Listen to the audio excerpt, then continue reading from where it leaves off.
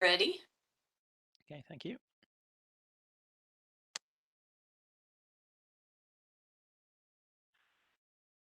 Okay, hi folks. Thank you for joining this presentation. My name is Mike Walker, and I work for XDB Systems, where I run the remote DBA support and the remote monitoring services. So as part of that, we check out people's systems and look for potential problems before they become actual problems. So we can take proactive action to make sure that everything keeps running smoothly. And today I want to present some of the things that I run against customer sites to try and look for those potential issues. Okay, I'm gonna dive right in. I got a lot to cover here. Let me just jump in. Okay, so what are we trying to achieve here? Um, we're trying to monitor people's instances. Uh, a lot of this is to do with just general administration, but it also covers some performance issues. But at the end of the day, we just want to make sure that people's applications just keep running smoothly. We don't have things going slow or especially failing. So I'm going to start by looking at some of Informix's limitations that it has. These are certain limits that Informix will impose, certain sizes of tables and such, and how to check those and to see how close you are to hitting any of those limits. These kind of things are things without a quick resolution usually, like you've maxed out the size of a table. That's going to take a reorg perhaps. So these are things you want to keep track of regularly so you can start reorging tables well ahead of running into these issues. So let's start with looking at the maximum size of tables. So this is the maximum number of data pages that a single partition can have. Right now with Informix, it's over 16.7 million pages, data pages in a single partition. The index pages is a lot bigger. But if you start running up against these limits, then you're going to start getting warnings about no more pages, or used to get the no more extents message, which could apply to either uh, hitting the maximum number of pages or the maximum number of extents. So you can check to see how you're doing compared to those maximums. One way is to use the oncheck-pt, give it a database name and optionally a table name. Here's an example where we've got a table that is the number of pages allocated has actually hit that limit. What that means is that table can no longer grow.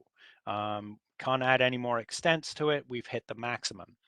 The number of pages used within that extent or that fragment is getting close to that maximum. So right now you're not going to hit a particular issue, but you will as soon as that used pages hits that same number of 1.7 million.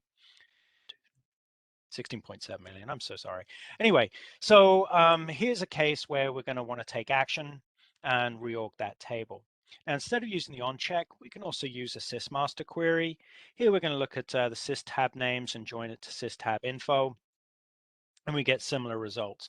This is showing a percentage of how close we are here for the number of pages allocated hitting our maximum value, and it's warning us that that table is at the maximum. So once we hit the maximum number of pages allocated, that alone won't be a problem. The table will grow by extents. We'll add a new extent. We might hit the maximum number of allocated pages. That itself won't generate any errors. But as that table grows into the space that's being allocated, as closer we get to that 16.7 million of used pages, then we're going to start getting concerned that we're going to need to do some reorgs of that table. What we're going to do, we're going to reorg that table, put it in a DB space with a larger page size perhaps, or maybe fragment the table if our licenses allow us to do that. That way we can expand that table further. The other thing is we can delete rows from that table if if that's acceptable to the applications, and that will free up room within the allocated space to add more rows. Now, if we do that, when we look at the number of pages used, though, that won't usually go down. Informix will keep that high watermark. So we could have a lot of empty space actually in the table that can be used to add more rows, but we can't see it just by using NP used. Instead, I happen to use Art Cagel's print-free-b utility. That scans all the pages, and it'll give us a report of how many free pages are actually left in the table. And hopefully there's plenty so the table can continue to grow. Now, it's important to track the growth of tables or each of those partitions, so we can estimate roughly how long it will be before we need to take action. So I can warn the customers like, okay, you've got about 6 months before we hit the maximum number of pages. Let's talk about what we're going to do, how we're going to reorg the table, whether we need to purge data, and so on. So we track the size of each table and each partition over time, and so we can plot out that information. So on the left, we can see the number of used pages versus the total number of pages. The total number of pages going up in this stair-step pattern. That's the orange line, and that's of course each time the table adds a new extent, we're going to grab some more space. And the use space here is growing more linearly. What we can see on the right is the number of rows.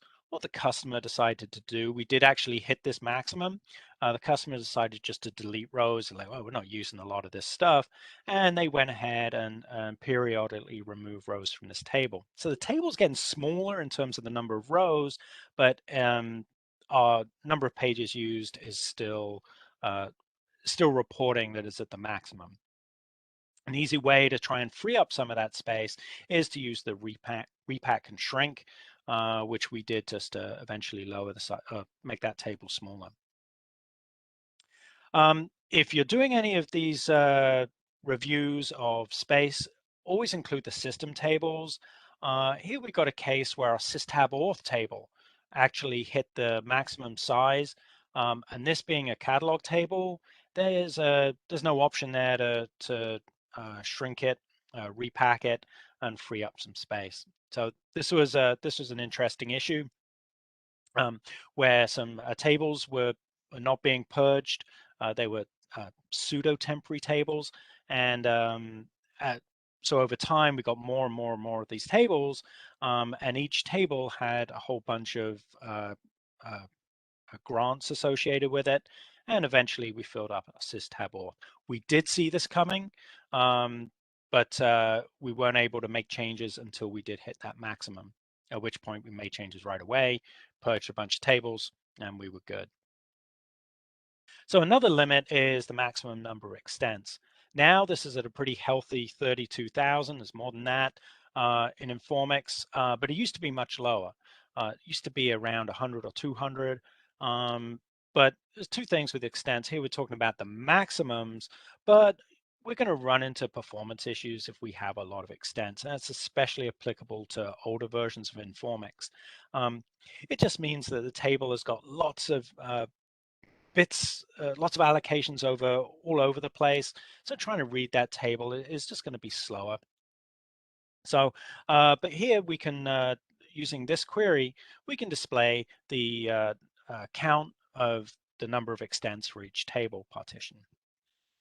So you might be tempted to use the sysextents table, and that's great for checking the total number of extents for a table, but it won't give you the right answer if you've got a fragmented table. Instead, it will give you a count across all of the fragments. So here in the sysmaster query, I've included the part num, which will uniquely identify one of those fragments.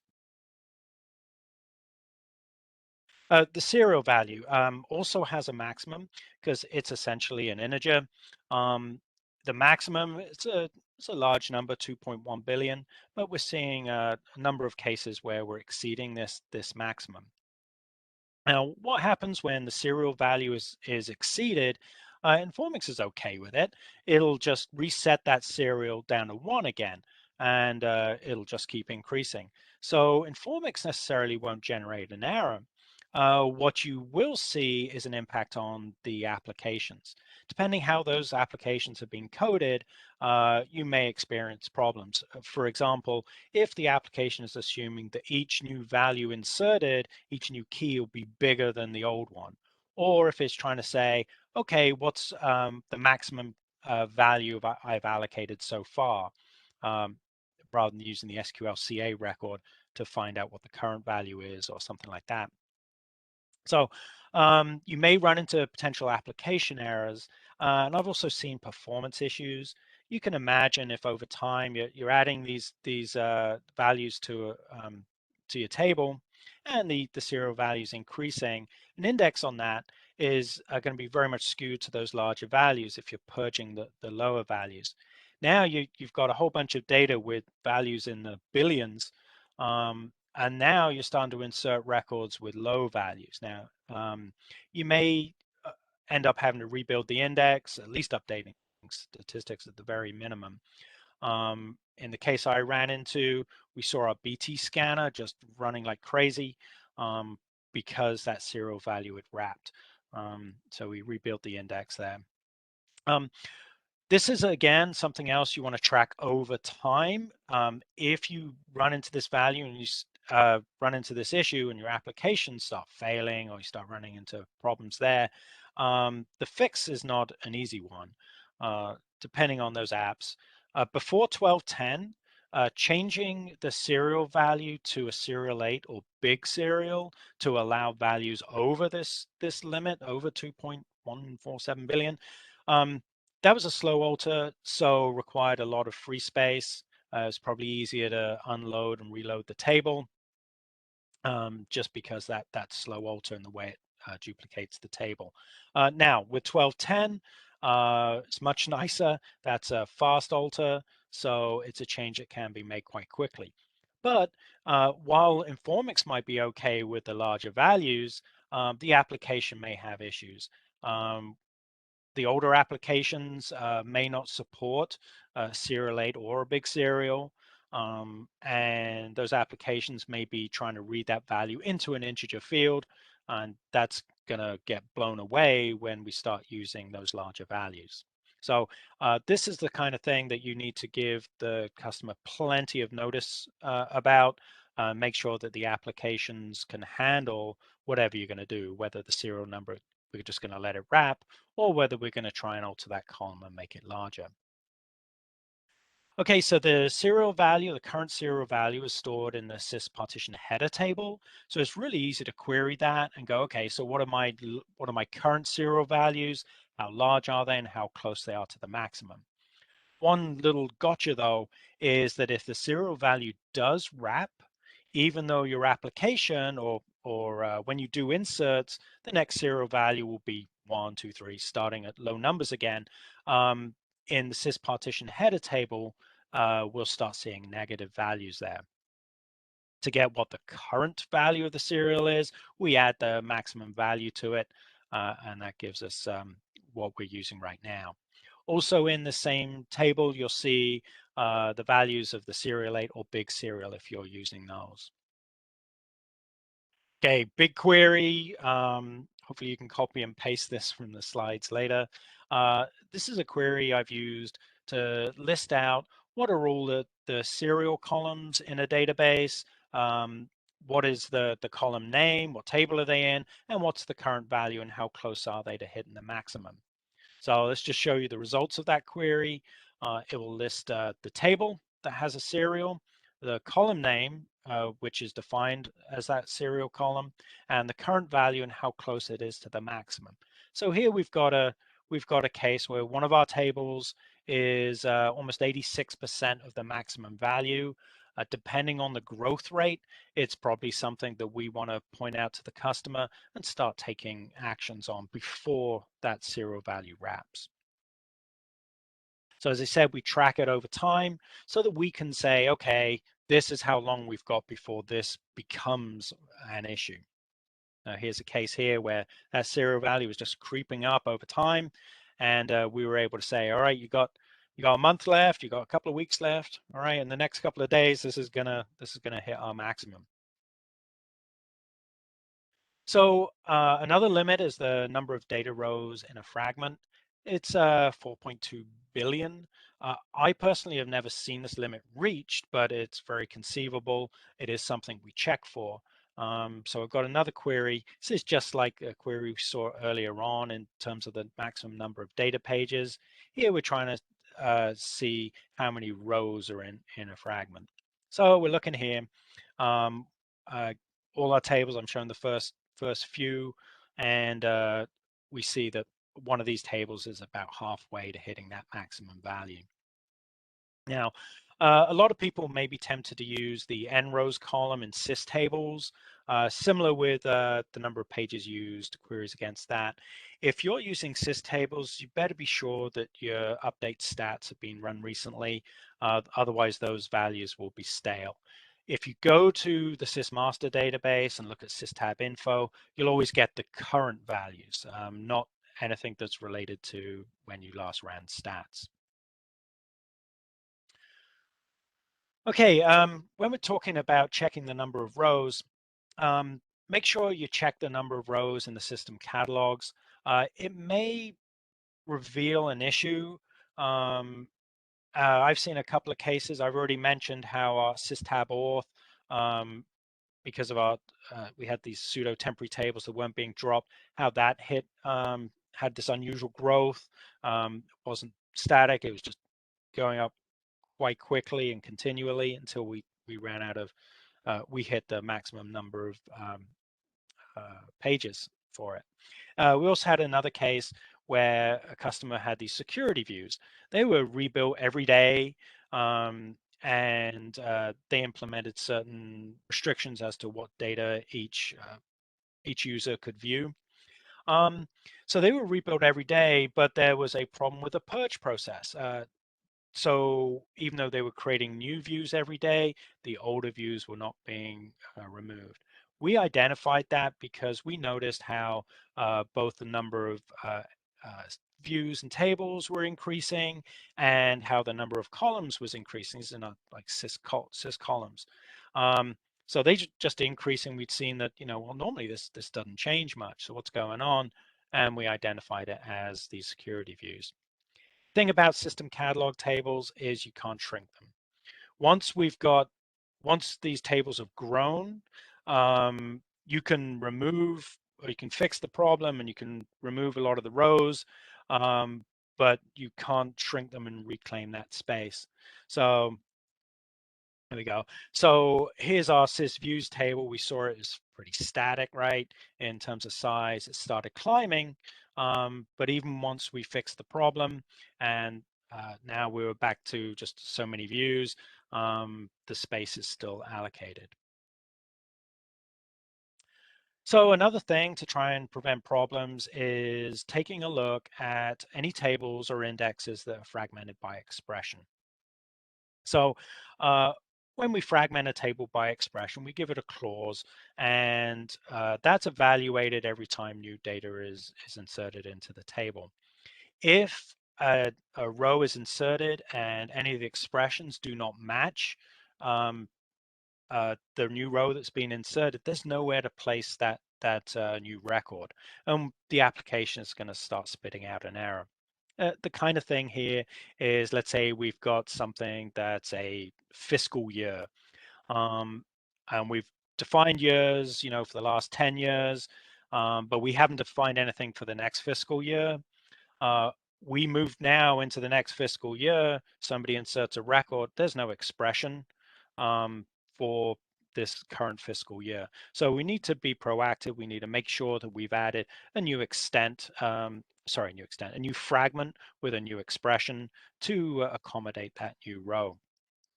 Now, you can get around this a couple of ways, make things a little bit more tolerant. You can create a remainder fragment, of course. You can start using range fragmentation and range and interval fragmentation, so it automatically will create new expressions to accommodate the new data. One thing though with remainder fragments, I've seen some performance issues with these. You got them there, so it's great. They work to catch those rows that don't match any existing expression. But like if you're scanning a particular fragment, every time you do that, the remainder fragment will be scanned. Also creates some performance issues if you're trying to add new fragments. It all has to be reevaluated. So here's a case where we're looking at a couple of fragment expressions. We've got a table and an index, both fragmented by expression. And here we've got a token value. In this case, as soon as somebody was to try and insert a record with a token more than 131 million, yeah, 131 million, we're going to get an error and the application's going to fail. So we're going to keep track in this case of this table and what the maximum token value is, and make sure that we get a new fragment with its expression added well before that token value is exceeded. So memory, we can keep an eye on the memory of an instance. A simple way, just an onstat dash on the right-hand side of that header line. It will give you the total memory footprint of that Informix instance. And we can look at the segments that have been allocated by onstat -g seg. So we've got to make sure we're looking at all our instances. If you've got multiple instances on a server, and compare the total of all the memory allocated with how much memory you've got. As a rule, we try and keep the number of virtual memory segments quite low. Reason for that is normally a performance issue.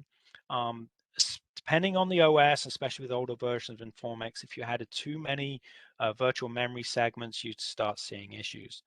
I've also found monitoring memory and the number of virtual memory segments is handy for revealing where we may have a memory leak. There's a problem in a version of 12.10 when you're using Connection Manager. You may find, like we have, is that it keeps creating all these mutexes, and over time, each of those mutexes and associated memory segments will just start eating up your virtual memory, and we'll keep getting additional virtual memory segments added until we finally run out of memory. And that's really what we're trying to stop here. If a server runs out of memory, then bad things happen. Normally, like a virtual machine, for example, would just hang. And they've got to restart the virtual machine, and it can be a big old mess. So again, we're going to track this over time, and we take action before we hit those limits. So to find out how much memory we have on a server and how much available memory, it's going to depend on the OS we're on. Here I've got a couple of examples, one for AIX, one for Linux. On AIX, I might use svmon. And I check this available memory over here. It shows me I've got 2.4 gig left. In the example here on Linux, we've got 1.6 terabytes left. So that's quite a lot. We're only using less than 400 gig right now here. So we keep an eye on this. Also worthwhile keeping an eye on swap. Obviously, we don't want to be swapping. Now we can set the shum total in the Informix config as a limit, saying, okay, don't allocate more than this. Of course, you need to be smart and set it for each instance appropriately if you've got multiple instances on the server. The thing I found about shum total though is when you start approaching that, you're going to start getting some funky results. Yes, it might prevent you having to restart the server when you've consumed all the memory, and that's obviously a good thing. But when you hit shum total, you end up with these things where some query is trying to allocate more memory, needs more virtual memory. It says, okay, give me more virtual memory. Informix says, no, I'm at your limit. And it just says, no, I need more memory. And it's just in this vicious cycle here. You got to start killing the queries, trying to free up memory. And so again, you want to be observant of the memory usage and make sure you take action before it becomes a problem. So again, another sysmaster query here.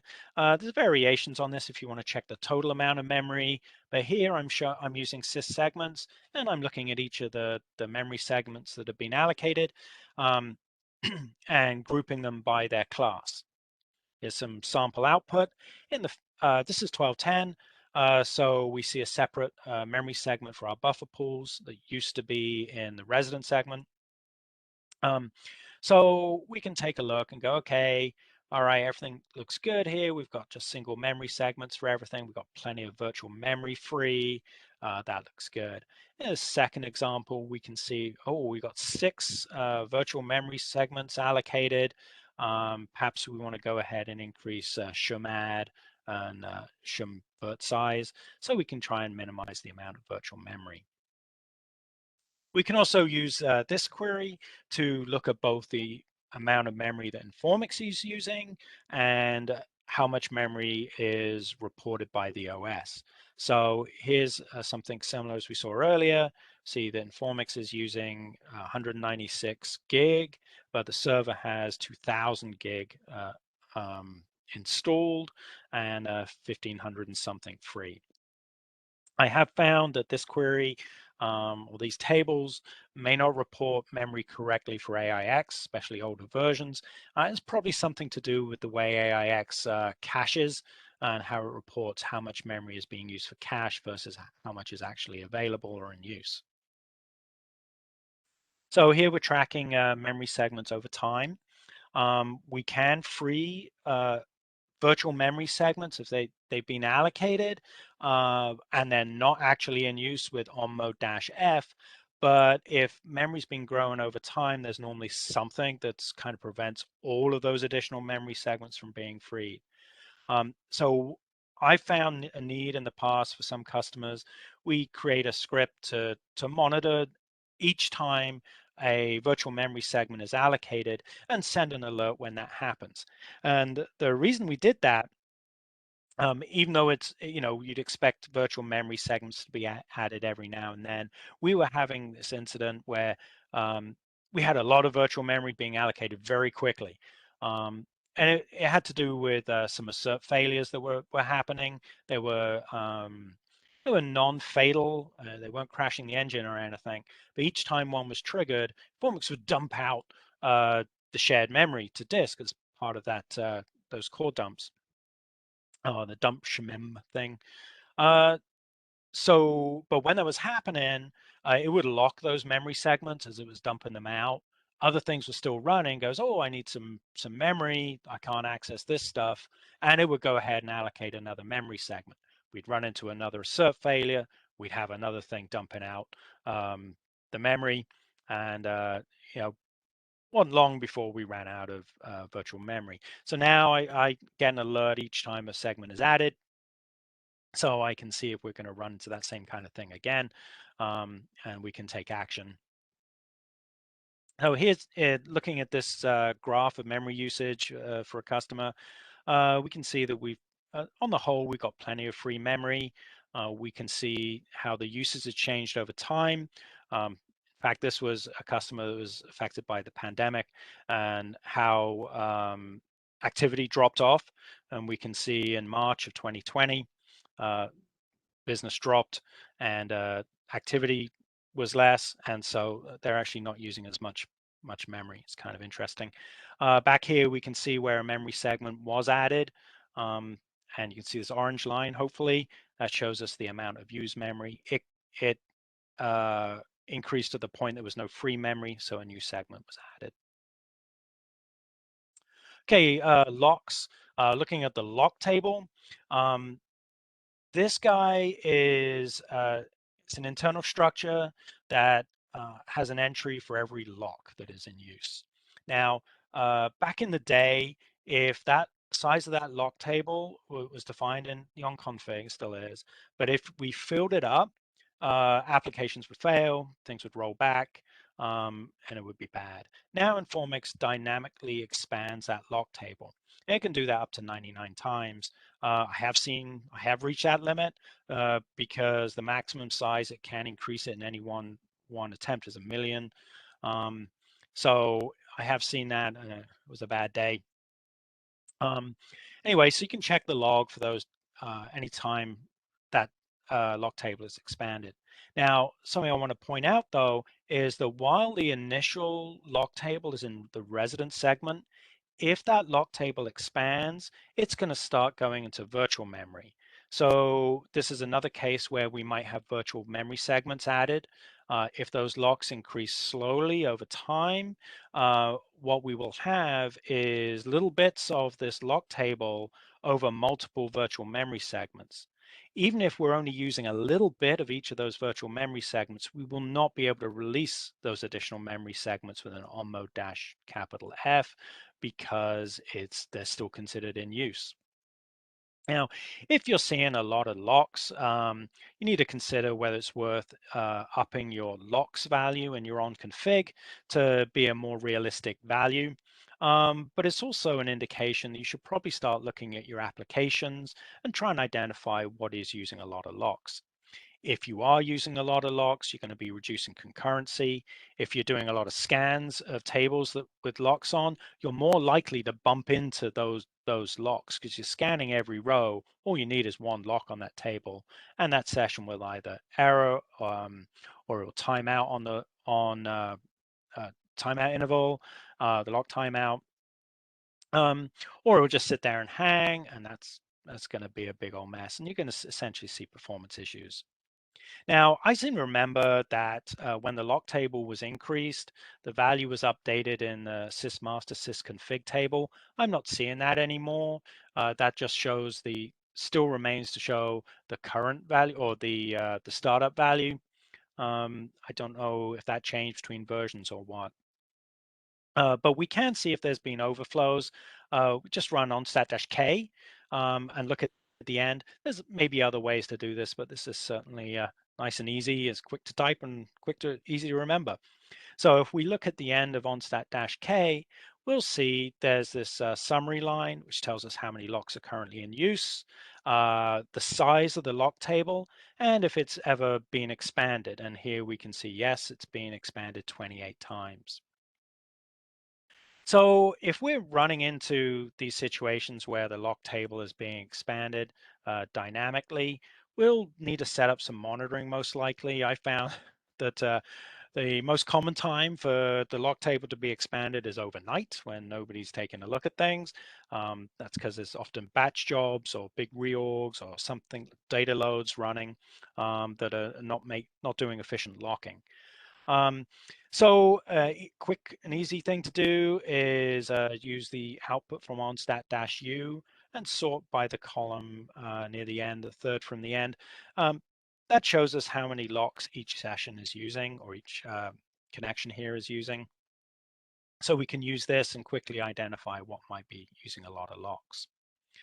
We can also query syslocks, which will show us a number of things. Will show us the table or the index that's locked, the type of lock, but also the sessions holding a lock and if there's any waiters on it. Now, syslocks is a view. It's a view on 6 tables. It is inefficient to query. I wouldn't recommend doing this as a matter of course just to keep an eye on locks. But if you are looking for something specific, it's certainly an easy way just to do that. Looking now at temporary space, if our temp space fills, something's going to fail. At least one session when it's trying to use more temp space, it's going to start rolling back or generate an error. And if it's consuming all the temp space, other sessions may also struggle to use temp space at the same time. So want to keep an eye on temp space usage, much the same way you'd want to keep an eye on a DB space usage. But for temp space, make sure you send alerts before it fills. That way, it'll give you time to hop on the system or whatever and take a look, see what might be using that space. But I set up automatic monitoring. I often set that alert to like 50%. Often less, but maybe as high as 50%. So that gives me plenty of time to take a look what's going on. Sometimes that temp space can be filled very quickly. So you've got to be careful where you set that alert.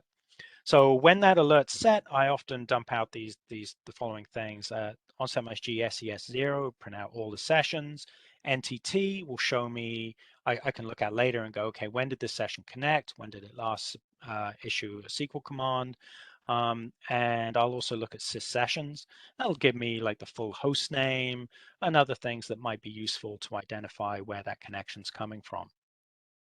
as of 12.10 XC8. There's a really nice improvement.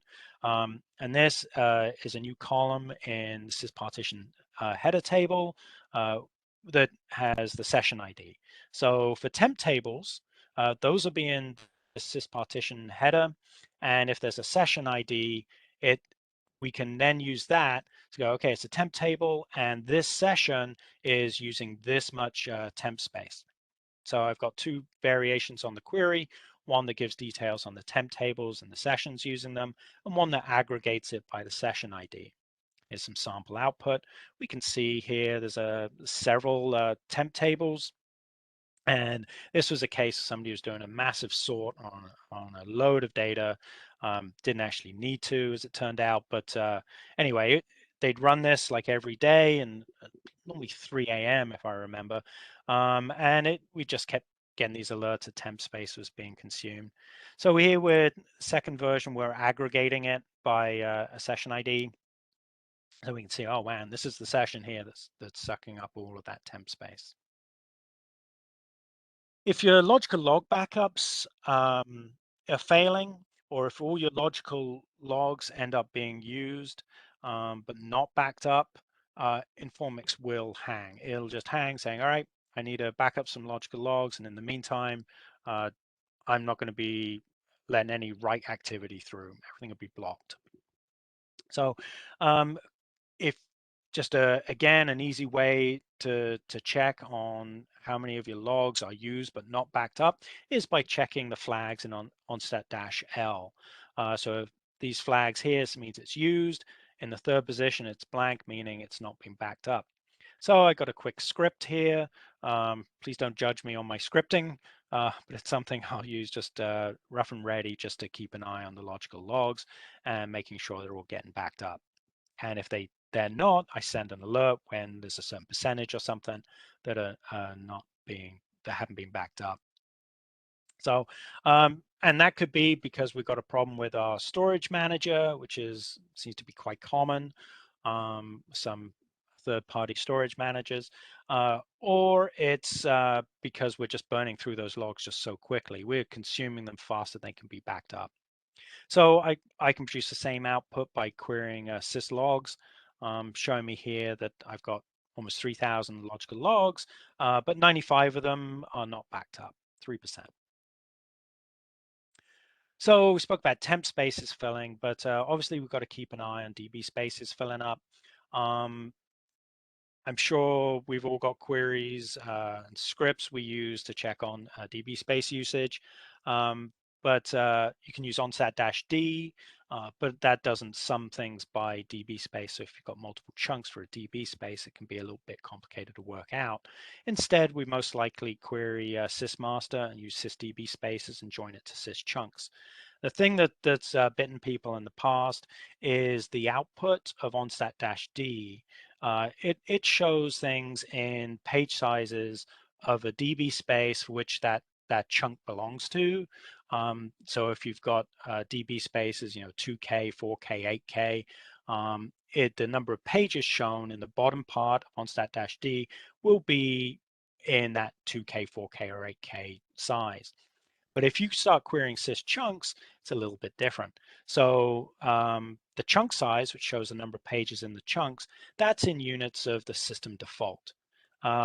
And when you look at N-free, that's going to depend on the DBSpace type, whether it's a DBSpace, a blob space, or SB space, of how of the units that is in. So just something to bear in mind if you're writing a query, don't expect it to match onset-D if you're using DBSpaces with different page sizes. So to try and limit problems with DBSpaces filling, take a look at using extendable chunks if you're using cooked files. I did a talk on this earlier today. I went into this into a bit more detail. Or start using the storage pool, an SP threshold. By setting that, you'll have Informix attempt to try and maintain a certain amount of free space in each DBSpace. You'll want to be tracking the growth of every DBSpace, so you can predict when you're going to need to add space, if you're going to need to add space, and start preparing for that before you actually run out of space. I showed a couple of graphs here. I wanted to point out this one on the left. This interesting pattern here. Obviously, the stair-step pattern in blue is when a table's adding a new extent. It's growing by these pieces, these lumps at a time. Now, the use space is interesting, the sawtooth pattern. Now, that happens to be a case where we're using rolling windows. And when data is, or each month, we roll off an old set of data and then prepare to add data for the new month. So it leaves this, this jagged pattern here. But over time, the table's growing anyway, so we do see the DB space increasing. Okay, so the next extent size can be set for tables and indexes. If you've perhaps done something like, say, I'm going to change all my tables and allocate like 20% or 30% for my next extent size, and you automate that, you may end up with a situation where you've created some very large next extent sizes. That's great and everything, except you may find cases where that table uses up its current allocation of space, goes ahead, adds a new extent, and suddenly your DB space went from 20% free to 0% free. May not necessarily be an issue right away because the table can continue to grow. But it's going to be an issue if any other tables in that DB space also need to expand. There won't be room. You may be wasting space well before you need it. But also, if you're sending out alerts, people will be like, okay, what's going on here? Why is this DB space 100% used? What's going on? Have you not been adding space? And we may be fine. It was just this next extent size was too big. So take a look at your extent sizes, make sure they make sense. And even if they do, you may want to just make sure that space is added before a new extent is about to be added. I got another long query here. This is something I use, and what I'm looking at here is show me a list of the tables that are over, I think it was 90% used. Of the allocated space, we're using 90% or more. And if a new extent was to be added, what's it going to do to the remaining space? If it's going to fill it, report on it, or if it's over 5% free, then a new extent will drop that DB space below 5%. Okay, so here's a sample row from the output here, where we see there's a table that it's using over 91% of its allocated space. The next extent size is 1.9 gig. So when that table comes 100% used, we're going to get a new, it's going to try and allocate 1.9 gig of additional space. However, the DB space it's living in only has 819 meg free. So when that extent is added, it's going to work, but it will only add an extent enough to consume the remaining free space in this DB space. And suddenly this DB space will go from 4.8% free down to 0. So even though you may consider we're just looking at tables and space and everything, we also need to look at file systems. And that's especially true if we're using cook space. And if we're using extendable spaces, we may find, or we may be assuming, okay, Informix is taking care of adding space. That's all great, knows what it's doing. But if you're not paying attention, you may find suddenly that your file systems storing your cooked files, they're just going to fill. And you may not have given yourself enough time to start creating chunks in other spaces. The admins will come to you and like, okay, we don't normally like filling any of our file systems. What's going on? And so just keep an eye on the space so you can request more space if you need it. CPU is obviously a big reason for performance issues if you're running low. So you'll want to monitor that. I normally just log that all the time. On the right here, you can see where I'm logging the amount of CPU every 10 minutes. And I can see that there's a problem starting at somewhere between 1 a.m. and 10 past 1, our CPU goes from, plenty of idle down to 1% or lower. So, this is the kind of things like, okay, what's happening at 1 a.m.? So you need to take a look at it, because whatever it is sucking up all the CPU. And we can find out what's using the CPU by this sysmaster query. It'll tell us the amount of CPU time clocked by each session. That's nice, but what it doesn't do is differentiate between sessions that perhaps have been running a long time. So the reason they show a lot of CPU is just because they've been running since we last restarted Informix, versus something that just started an hour ago and is just chewing up all the CPU. So I use a query similar to this, take a snapshot of everything, how much CPU we're using, and then 60 seconds, I'll do the same thing and look at the delta, which will show me, okay, these are the sessions here that within that minute consumed more CPU time. Okay, if we're low on CPU resources, we may find out that our ready queues are getting long. If they are, it's an indication that things are not being processed promptly. If possible, we want to increase the CPU VPs. If there's capacity on the server, that will normally allow us to pluck more stuff off that queue a little bit faster. I have seen issues.